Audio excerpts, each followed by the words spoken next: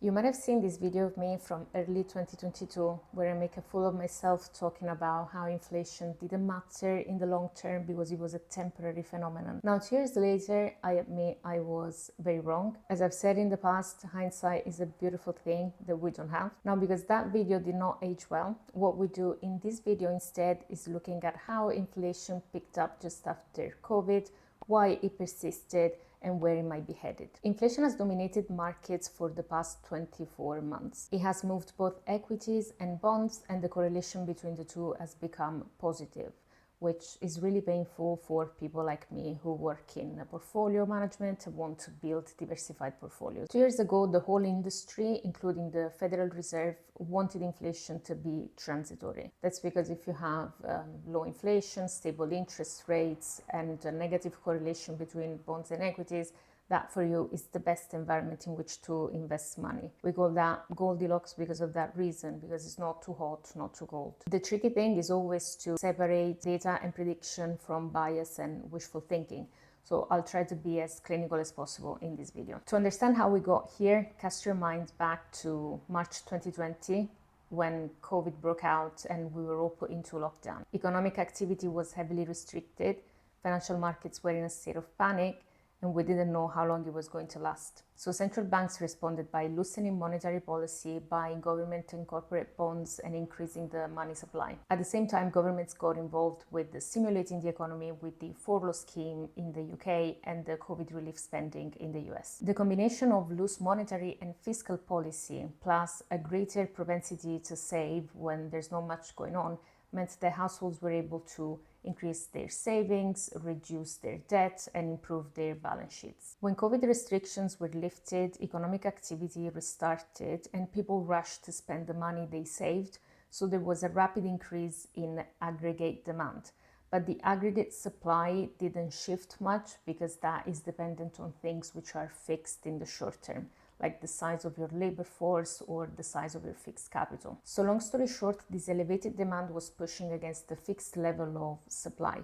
And when you get that for enough months, you get inflation out of control. But how do we measure inflation? Put it simply, we track the consumer price index and its evolution over time. Let's look at the components of CPI. The top 3 categories are food, energy, and core goods. These move very quickly and are volatile in the short term. But the bottom components are much stickier because they are long dated in nature. People's wages are reviewed on an annual basis, just like rental contracts on average. So to understand the stickiness of inflation, we should look at the dynamics happening in the labor market and the rental market. In the UK, average weekly earnings growth is still at 6.5%. This is a high number and is not consistent with the objective of the Bank of England of having inflation fluctuating around the 2% mark. Unemployment is still low at 4%, which implies high contractual power of employees, and the minimum wage is growing at 10% year on year. These figures might make us feel good on a personal level, but they are not deflationary, is the point I'm making. Now, if we look at the residential market, we can have an idea of rent increases thanks to websites like Spare Room that collect the data. And we observe a 12% increase year on year in every region across the UK. Living in London, I also know from personal experience that's become much harder to find a flat to rent that is decent at a decent price. My ex-landlord wanted to increase my rent by 20%, so I decided to leave and to buy a place instead because it was just cheaper that way. And I moved into this new flat. I don't have much. I'm writing on the walls. I have a table, a laptop, I sleep on a chair, and it's tough, but we get by. Similar dynamics are happening in other countries as well, not just in the UK.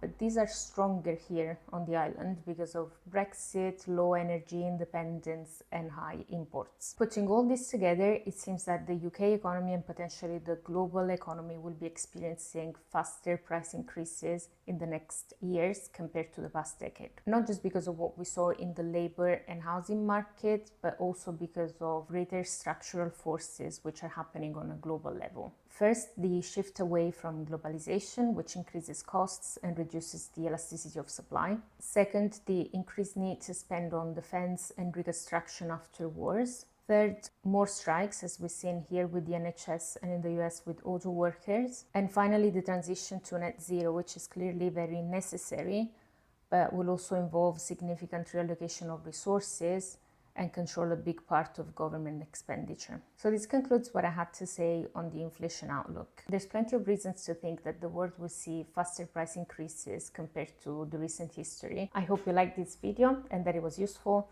If it was, leave me a comment. I always appreciate your feedback. Thank you so much for watching this far and have a lovely rest of the day. Similar dynamics are happening in other countries as well, but these forces are much stronger in the UK. Cars.